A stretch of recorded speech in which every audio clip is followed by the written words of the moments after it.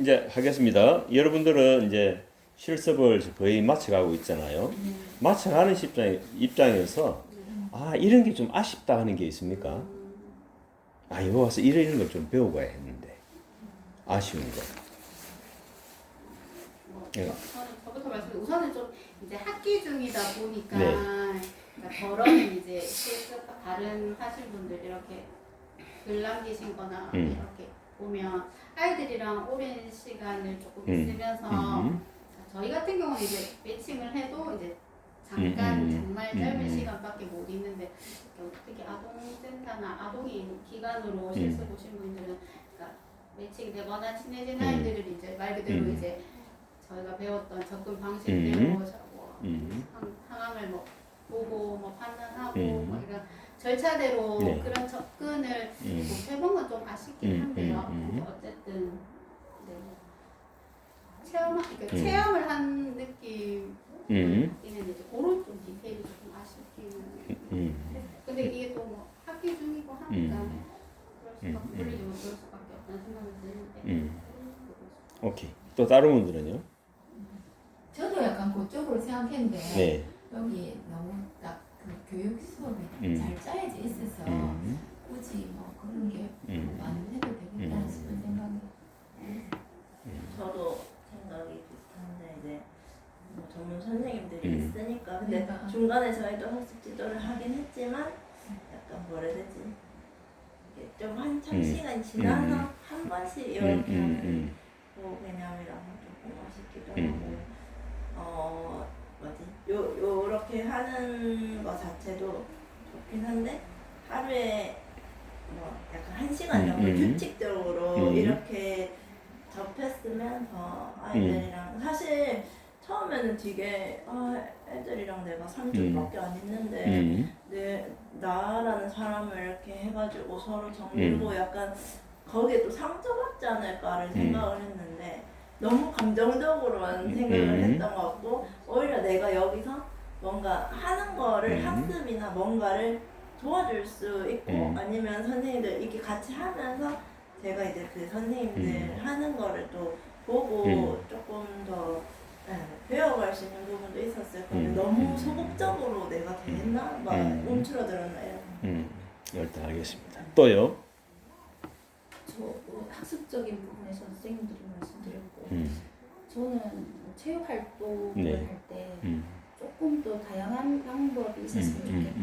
우리는 아침마다 듣고 오후 되면 애들 모여서 풀고 이렇게 탁탁 정해져 있잖아요.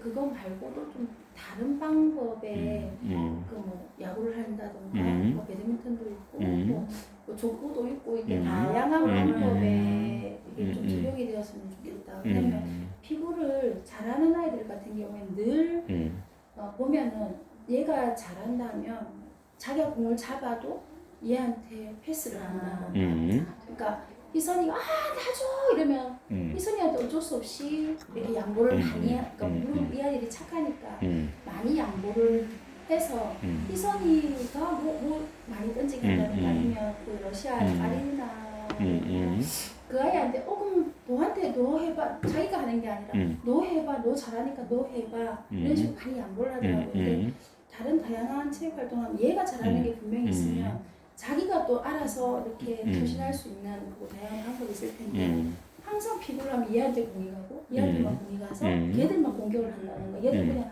연락에 공주 그런 거밖에 안 되더라고요. 그래서 조금 체육 활동이 다양하게 오늘은 뭐 다른 거 할 거야 오늘은 발야구 할 거야 뭐 오늘은 뭐 배드민턴 할 거야 이런 조금 다양한 체육 활동이 있었으면 좋겠다. 오케이. 좋은 아이디어입니다. 네. 너네가 하더라고. 이거 동설마다 좀 다양하게 하자. 아주 좋은 방법입니다. 왜냐면 각자 재능이 있는 게 다르거든요. 그리고 그러면은 이제 실습을 오기 전에 본인이 생각했던 실습에 대해서 한번 생각을 한번 잠시 해보시고 한마디씩 해주세요. 나는 실습은 이러 할 거야라고 생각을 하고 있었던 거가 있을 거 아닙니까?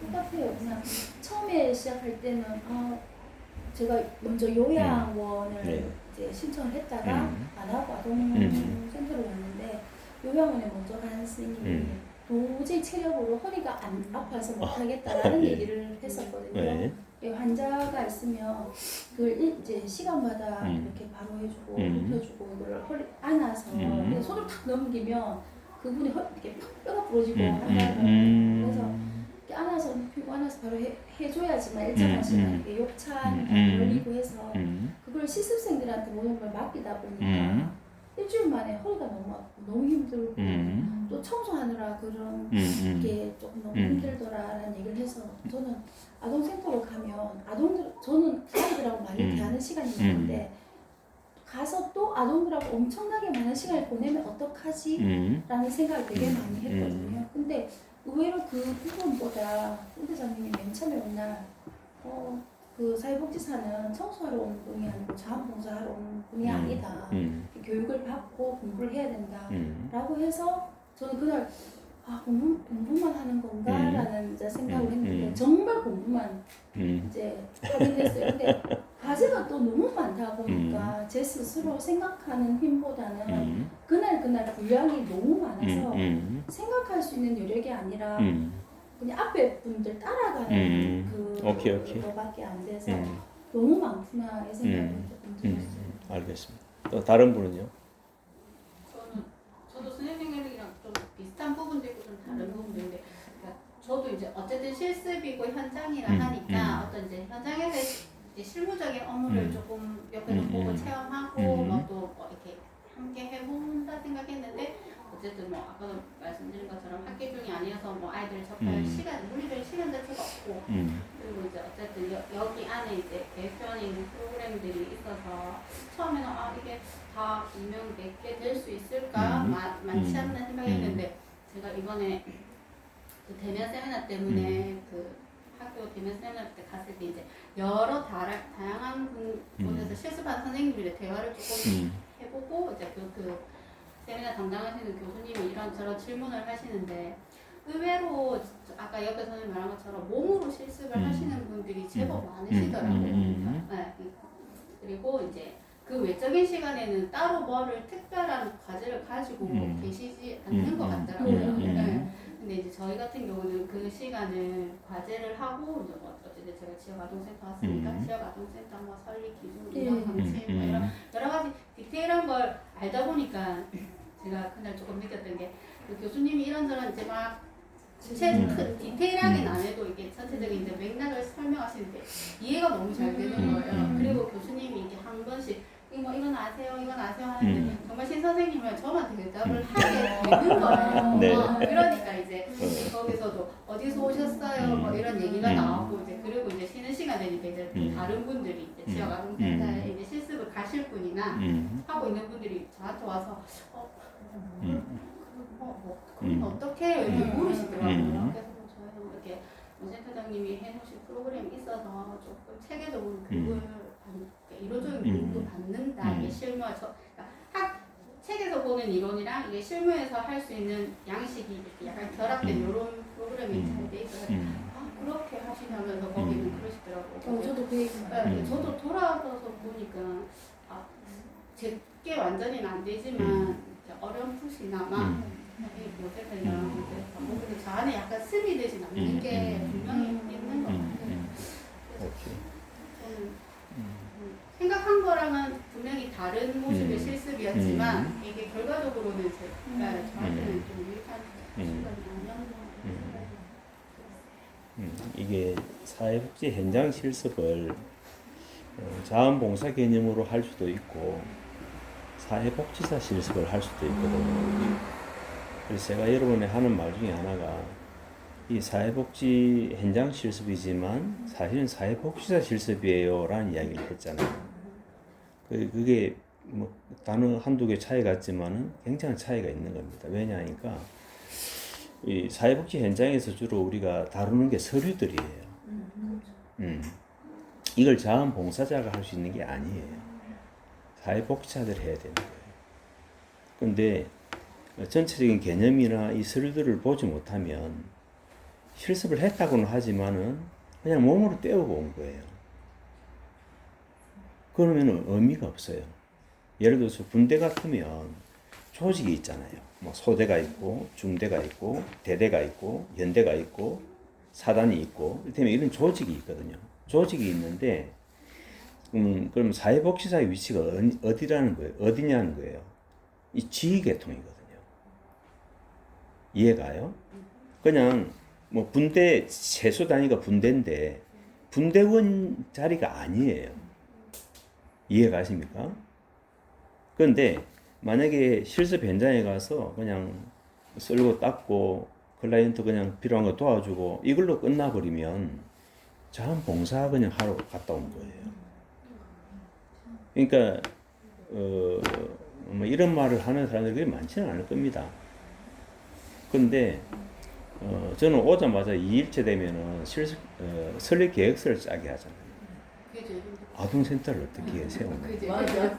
근데 옛날에는 그걸 좀 뒤에 놔놨어요. 근데 뭐 여러분들은 사실 능력이 없는 사람들이 아니고 능력이 있어도 쓰지 않고 살아온 사람들이에요. 그리고 지역 아동센터를 통해서 많은 아이들이 클라이언트들이 보면은 많은 혜택을 누릴 수가 있지만 단 자기가 사는 지역에 있을 때 그걸 누리는 거예요. 그런 의미에서 한 기간이 세워진다는 것은 대단한 거거든요. 또 이게 뭐 1, 2년 하고 땡 하는 게 아니라 지속을 한다 하는 것은 상당한 영향이 사실 있는 겁니다. 그래서 아직도 자원봉사 개념의 실습을 하는 것 같으면 제가 이렇게 하는 게 아마 이해가 안 될 거예요. 너무 서류가 많다. 보통 다 그 이해를 못 합니다. 이해를 못 하는데 제가 지금 한 지가 벌써 한 10년 됐어요. 많이 됐죠. 그리고 이제 이런 개념을 조금 아는 사람들이 보고서를 보면 놀라죠. 와, 이런까지도 알려주는 거야. 놀라고, 모르는 사람들은 뭔 서류를 이리 많이 하노? 이렇게 생각을 해요. 근데 우리가 일을 한다라고 할 때, 삽이나 갱이로 일을 하는 단계도 있지만, 포크레인으로 하는 경우도 있잖아요. 농약을 치는데 사람이 일일이 있는 것도 있지만, 헬기로 치는 경우도 있고, 드론으로 치는 경우도 있잖아요. 그죠? 여러분들이 생각을 바꾸셔야 돼요. 제 말이 뭐 100% 옳다는 말은 아닙니다. 근데 사회복지사가 기관을 세우고 운영해야 된다는 포커스를 딱 맞추면 이해가 될 거예요. 안 그래? 저는 사실 그 60대